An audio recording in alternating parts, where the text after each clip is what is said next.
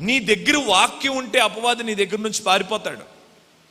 నీ దగ్గర కండబలం ఉండి, లేదంటే తల్లి నీ దగ్గర ఏదో టాలెంట్లుంటే అపవాది నీ దగ్గర నుంచి పారిపోడంట. నీ దగ్గర నుండి అపవాది పారిపోవాలంటే కేవలం నీ దగ్గర వాక్యం ఉండాలి. ఈ రోజుల్లో నేను అడుగుతున్నాను ఇక్కడ ఉన్న వారిని, నీ దగ్గర చాలా ఉన్నాయి కదా. నా స్ట్రైట్ క్వశ్చన్ ఏంటంటే, నీ దగ్గర వాక్యం ఉందా?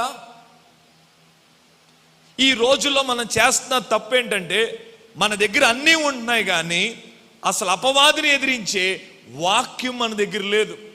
అందుకనే నేటి క్రైస్తవ యువతని మత్తయి సువార్త తీయండి అంటే తెల్లమొహం వేసి పెడతాం. ఒరే నాయన జక్కయ్య ఏ చెట్టు దగ్గర ఉన్నాడు అంటే తెల్లమొహం వేసి పెడతాం. యేసు ప్రభుకి ప్రియమైన శిష్యుడు ఎవర్రా అంటే తెల్లమొహం వేసి పెడతాం. ఏ అమ్మ తల్లి ఎస్తేరు ముందు ఆ రాజు భార్య పేరు ఏంటమ్మా అంటే తెల్లమొహం వేసి పెడతాం. మనకి ఏమీ తెలీదు, ఎందుకంటే మన దగ్గర వాక్యం లేదు. ఎందుకు వాక్యం లేదు? ఒకటి, మనం వాక్యం చదవం, ఎందుకంటే అది మనకి సంబంధం లేని పుస్తకం అనుకుంటున్నాం.